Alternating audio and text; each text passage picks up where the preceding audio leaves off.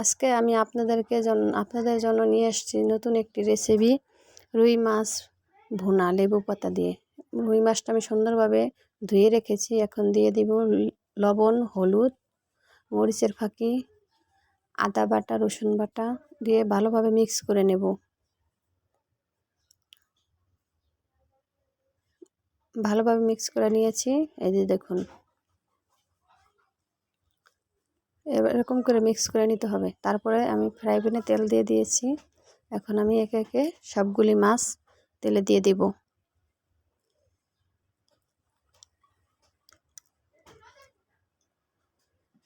সবগুলি মাছ আমার তেলে দেওয়া হয়ে গেছে।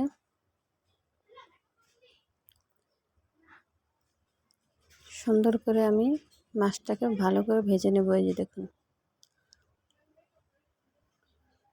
যে দেখুন এরকম কালার হলে একটা পিঠ হয়ে গিয়েছে।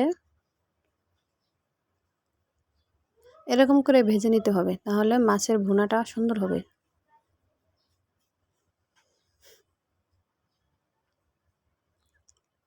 এই দেখুন, ঠিক এরকম হলেই নামাইতে হবে। এই যে দেখুন, এখন আমি প্যানে তেল দিয়ে দিয়েছি। এই যে দেখুন, তারপরে দিয়ে দিলাম পেঁয়াজ কুচি পরিমাণ মতন। এখন আমি সুন্দর করে পেঁয়াজটা ভেজে নেব বাদামি কালার করে।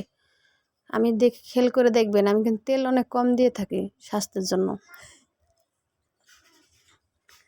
এই যে দেখুন, বেরেস্তা পুরো হয় না, মানে হালকা বেরেস্তা এরকম পেঁয়াজ ভাজা হলে তরকারি স্বাদ বেড়ে যায়।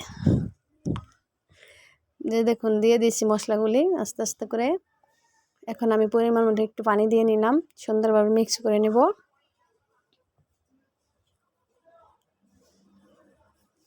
এই যে দেখুন, ঠিক আরেকটু করে নেড়ে দেব। ভালোভাবে কষিয়ে নিলে মশলাটা রান্নাটা ভালো হয়। অবশ্যই খেয়াল করে দেখবেন। এই যে দেখুন, তেল বের হচ্ছে। এখন আমি মশলাটাকে ভালোভাবে নেড়ে কষিয়ে নেব। এখন আমি সুন্দর করে কষিয়ে নিলাম। পরিমাণ মতন পানি দিয়ে দেব। এখন আমি সবগুলি মাছ দিয়ে দেব। এই যে দেখুন,